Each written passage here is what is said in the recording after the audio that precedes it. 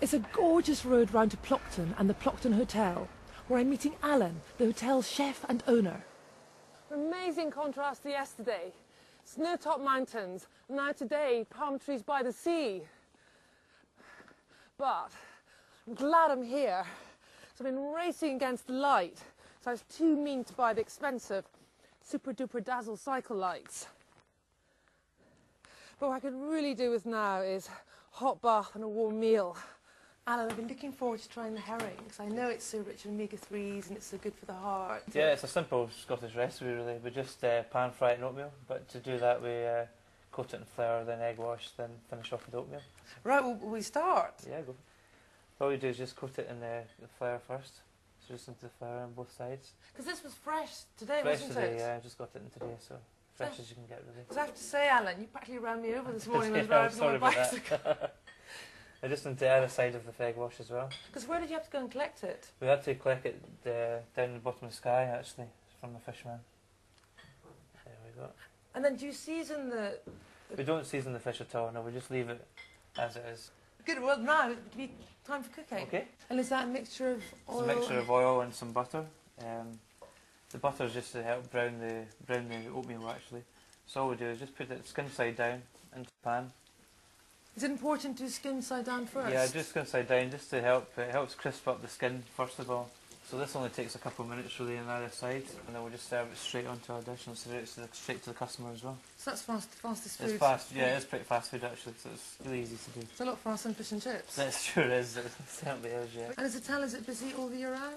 Yeah, it's busy. The season really starts in March for us, and now it goes on to about November now. Do you get many cyclists? We do get quite a lot of cyclists actually, hopefully in the good weather in the summertime, but there we go, so it's nice and brown there, and quite firm as well. This is like a really crisp coat. Really crisp coating, yeah. I can smell the butter also, you can smell the butter yeah, as well. You can. So I think we can just serve that now. So we're just going to turn it round so we can serve it flesh side up. Oh, the skin down. Skin down, back again, so we just turn it round and serve it with that. So this really is the way your great-granny, yeah, mother... Yeah, just dead, easy food. There we go. Then we'll just put a garnish on the plate for the customer as well. Does it actually help bring up the flavour? flavour? Helps to bring out the flavour as well, yeah. I always serve a fish with lemon anyway. Oh, I'm looking forward to trying this.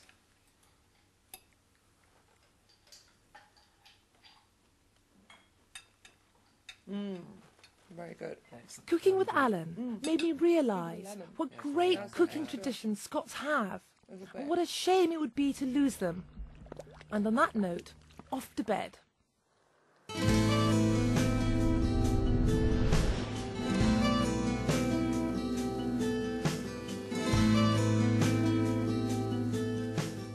Visitors to the area are always amazed by the incredible scenery here.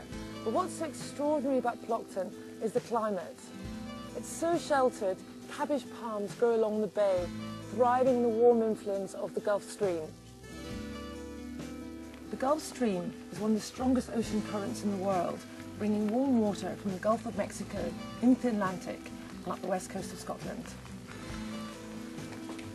Right then, I'm off to find the Isle of Skye.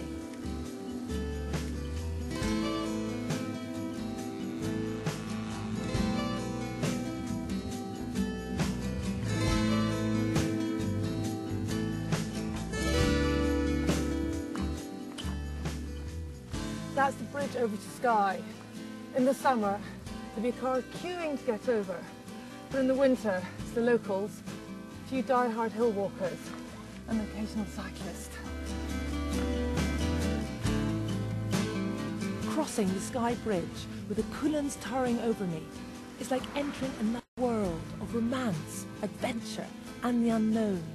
I have no idea what lies ahead of me.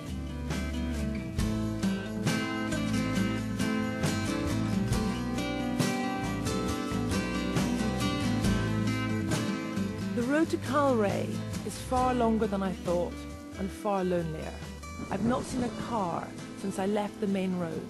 All that is keeping me going on this dreich day is the thought of the fantastic seafood that lies ahead.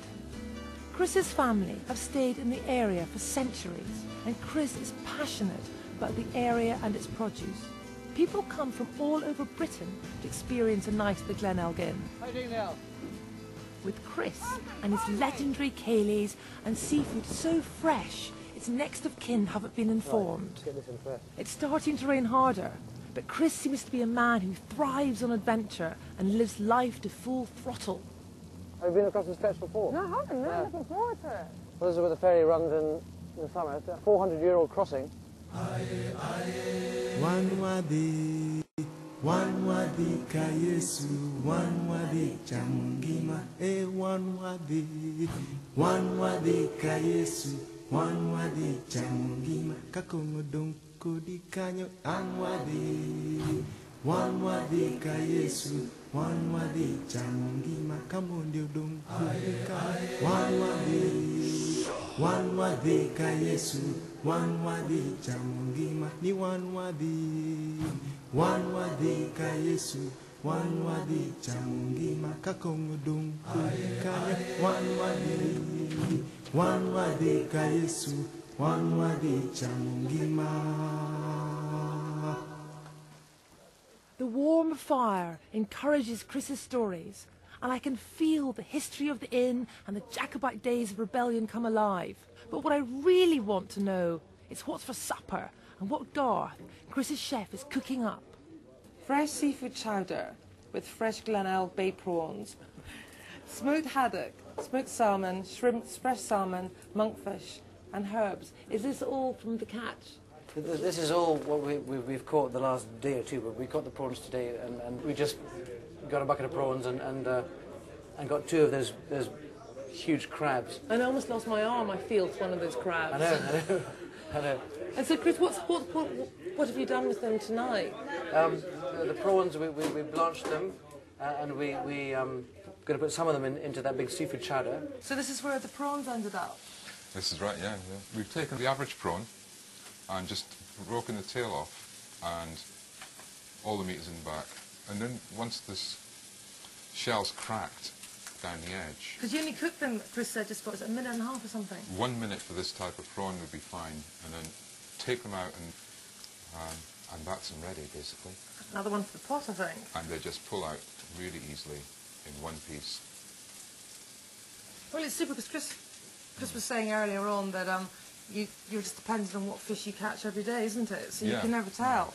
But the crabs, I was pinching my arm earlier on. How did you get the meat out of the crab? Get my revenge. They look a bit fearsome, and they are. If you get your fingers near them, they would actually break a finger. It will eventually just fall apart. Almost pure meat except for a cartilage in the middle. The flake crab is added to a base of onions, leeks, corn, cream and white fish, and of course the fresh prawns. Daunting for some people. So this soup from start to finish is not taking that long to cook, has it? No, it doesn't take very long. I think I would just add, at the end of it, when it was ready served, just add some chopped tarragon to it. Garth says you can vary the seafood depending on what you have to hand. Fresh tarragon is a wonderful herb which brings out all the flavours. Let's eat. It's best added just before serving. So just blend it in, And we stir. and that would be it ready. After my long day in the saddle and on the boat, I feel I've earned my bowl of this hearty, fresh seafood soup. You're quite busy, what, with fishing in the afternoon, then you're here in the evening, and is the kilt very much of the look? Well, it's all part of the whole Scottish scene, and I wear the McRae kilt as my best kilt.